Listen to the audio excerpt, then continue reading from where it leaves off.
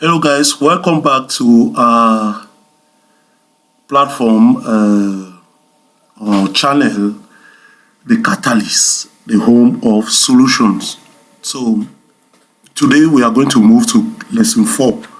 But before doing that, please, I would like to seize this opportunity to say thank you to all our subscribers. And for those of you that are not subscribed yet, please subscribe, like, comment, and share our videos. It goes a long way to help us, to help the work being recognized worldwide.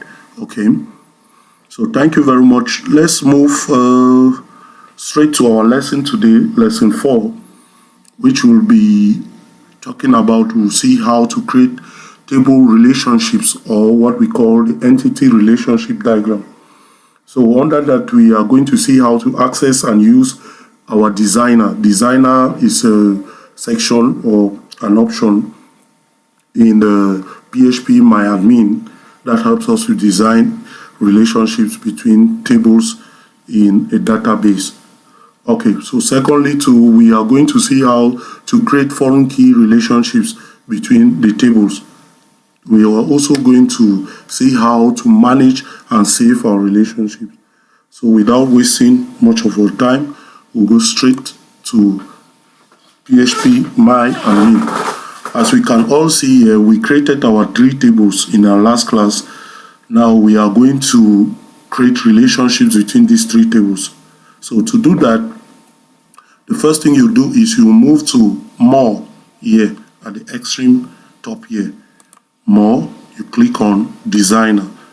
Once you click on Designer, we can clearly see here we have our 3 tables.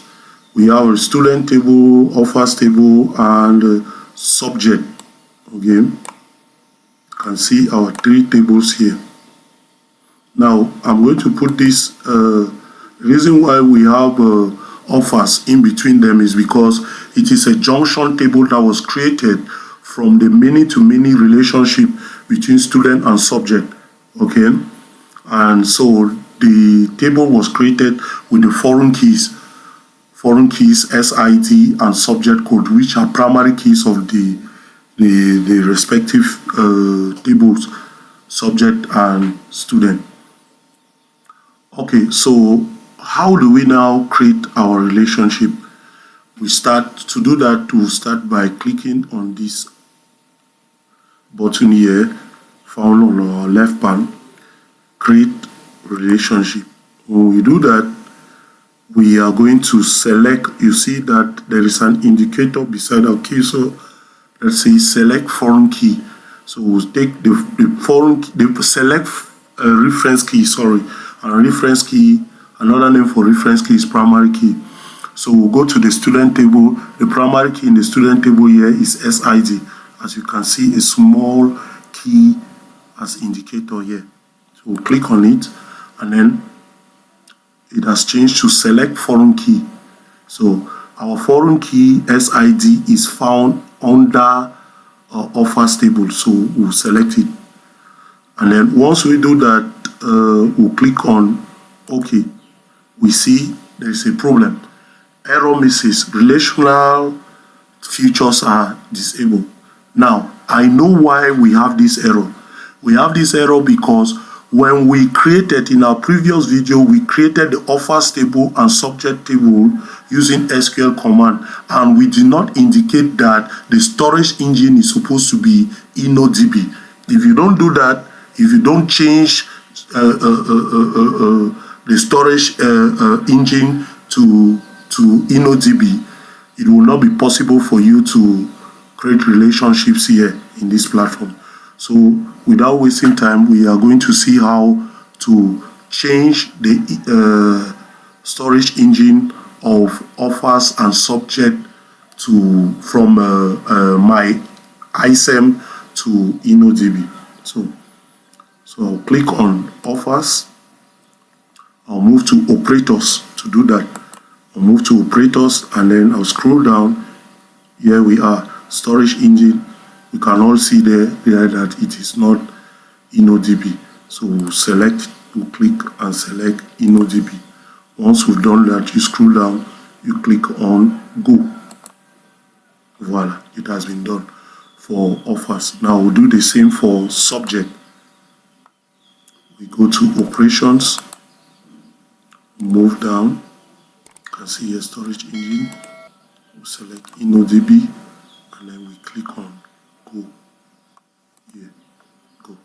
So those two now are all InnoDB, and you can confirm that from here.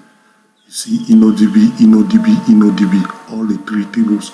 So with that now we'll go back to our designer. Right. So we can see that offers is here. Okay. Thank you. So click now, we'll go to create relationship. We'll select the primary key in student table, link it to the foreign key in offers table, and then now we have this. So with this now we'll click on OK. You see foreign key relationship has been added. So we have done that. We'll do the same thing for subject. We'll take the primary key here, which is subject code.